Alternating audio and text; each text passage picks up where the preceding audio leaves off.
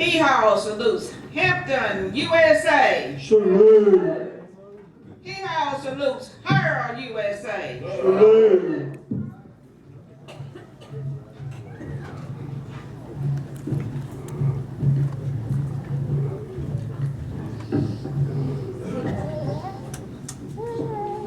Howdy, Bart. I've been fishing all day. Ain't had a single nibble. Throw me about 5 of them nice trout. But why won't we throw them? Well, or I can tell my wife I caught 'em. I may be a lousy fisherman, Bart, but I ain't no liar.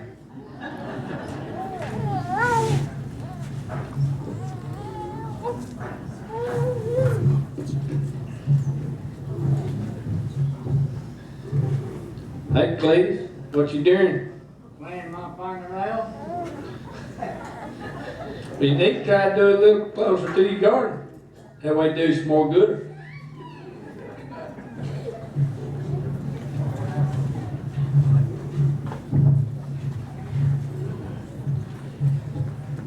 Hey, Grandpa, how you doing? Not so good, Buck. Well, what's wrong? Well, my wife put me on this new brand diet. She did. Yeah, morning, noon, and night. Brand. Well, has it kept you regular? Regular, I'm 30 days ahead. Oh,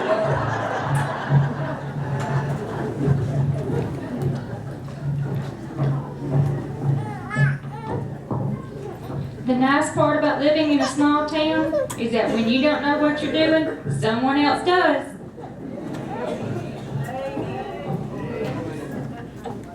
Excuse me.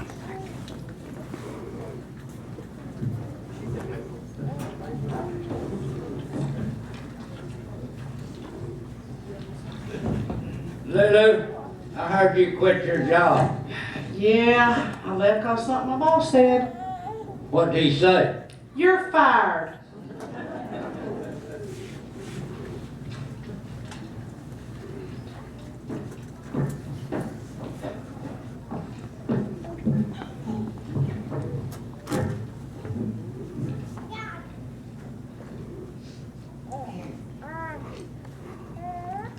I can't get these dead burn matches to work. Well, what's the matter with them? It's way down the tub. I don't know. They worked just fine yesterday.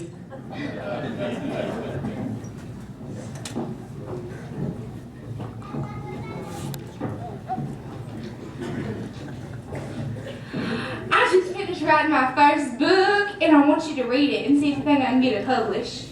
Well, what's it about? It's about the joy of crocheting. You just know how I love to crochet. Well, I tell you right now, I think you should change the title. I don't want to hurt your feelings or anything, but I don't think a book about crocheting should be called The Happy Hooker.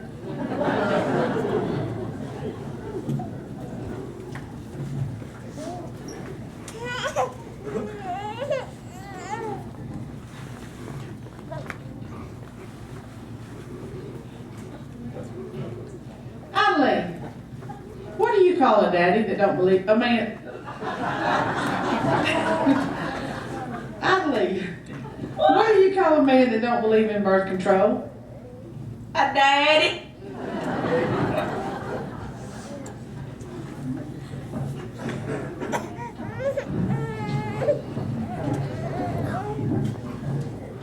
You know what would be cool if they had a cigarette out there with their traffic cone?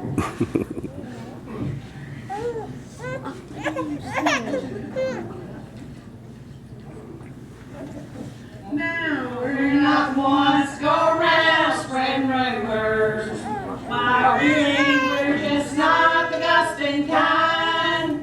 No, you'll never hear one of us repeating gossip. So you better be sure and listen close the first time. That Tina, she ain't just mean and ugly. She's the biggest liar in all creation. And you know, I didn't figure she'd be two-faced, because if she was, she sure wouldn't be wearing that one.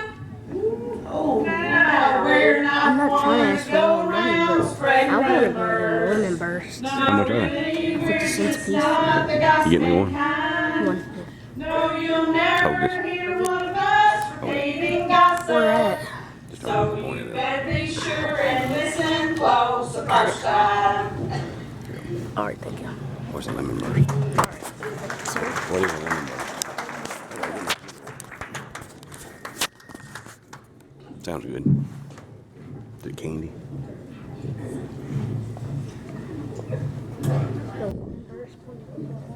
I saw it in there. Nurse Goodbody, I crossed a kitty cat with a 500-pound canary. What'd you get? A canary that says, "Come here, kitty cat." That. Where your pocket is. It's like. I went to town and bought me a religious parrot. What makes that parrot religious? Well, you see those strings around its feet? Yeah.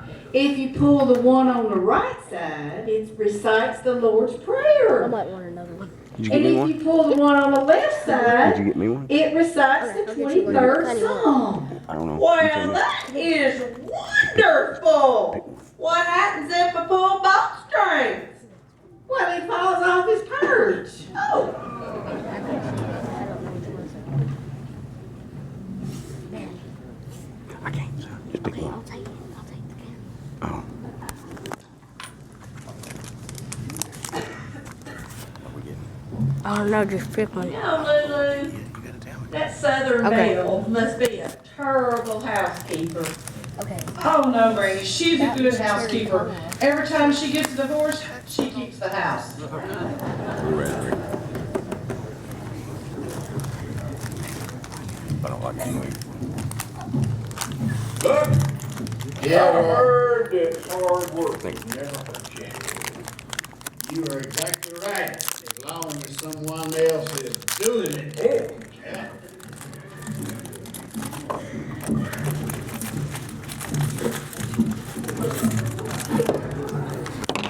Goober, when did you start wearing them leopard print underwears?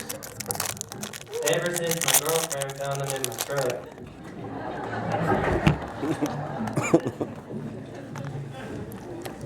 Laverne, What? what's Idly mad about this time? I don't know, Mother. She always mad at something. She asked me what was on the TV, and all I said was dust. Ooh, Laverne, you're in for it this time. He sure is, Mama. Laverne knows I'm the best housekeeper around these here parts. There ain't a speck of dust nowhere in this house. It's good though. It's good. I just don't want it.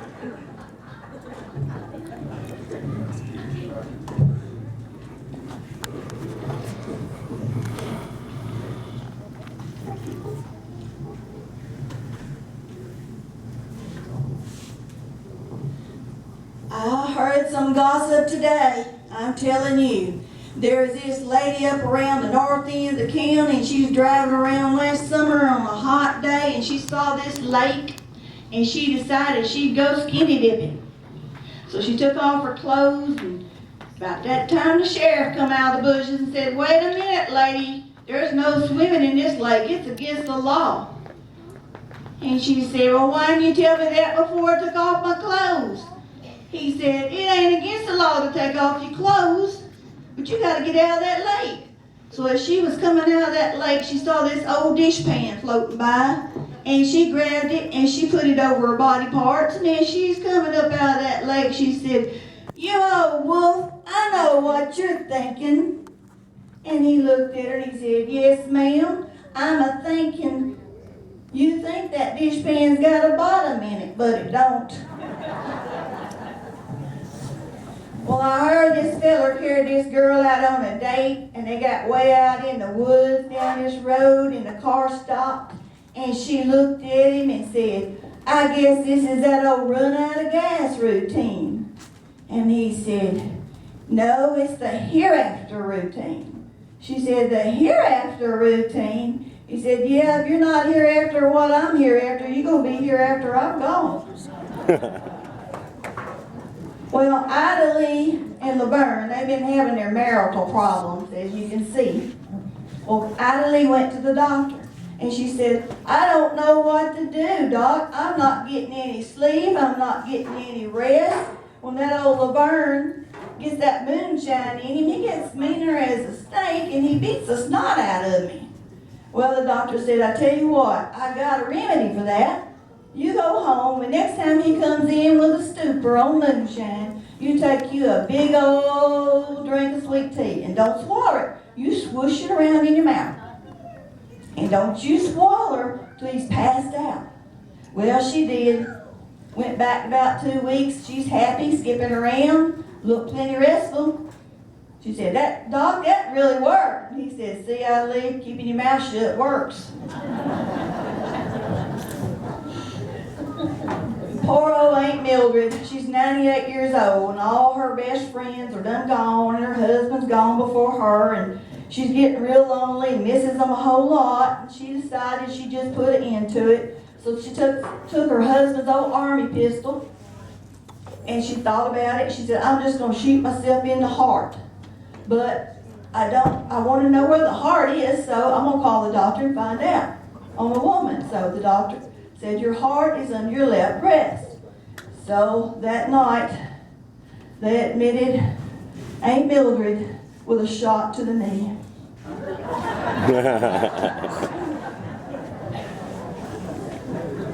Y'all.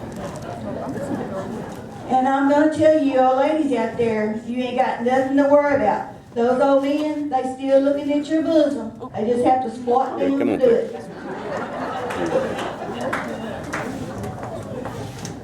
Well, I got me a new job at Walmart, but my supervisor said I just wasn't cut out for it because I didn't last but about 2 hours. And this is what happened. This old lady come in, she was talking and she was just cussing out her kids. She had 2 little old kids come in.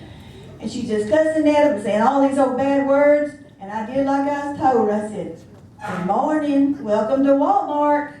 And she just kept on at them children. And I said, nice children you got there. Are they twins? Well, she stopped fussing long enough to look at me and say, lady, they ain't twins. One of them's 9, one of them's 7. Are you blind or just stupid? I said, lady, I'm not blind and I'm not stupid. I just didn't think anybody'd sleep with you twice.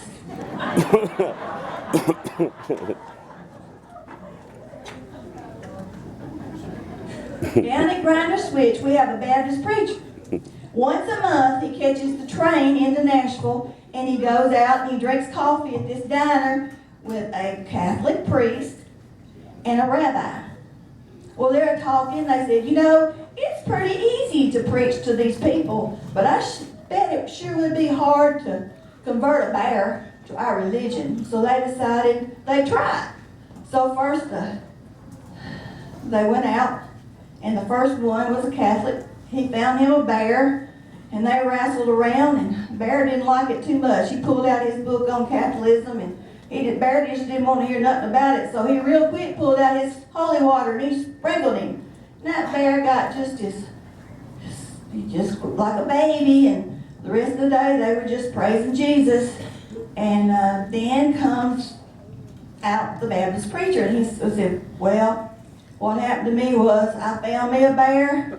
We rode around on this hill. We rode up the hill and down the hill. We finally landed in this creek, and I baptized him.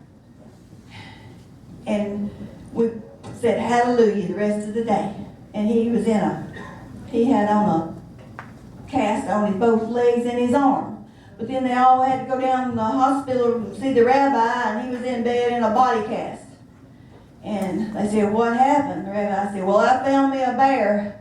But thinking back on it, I think it wasn't too smart to try to circumcise him first. Well, this is the end of the show, and I hope you enjoyed it. I want to thank everybody that helped me out. They only got to practice once, but I thought they did real good. Y'all want to give them a good hand?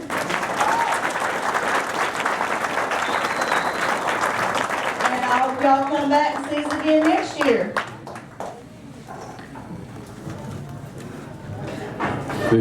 With you, we hope.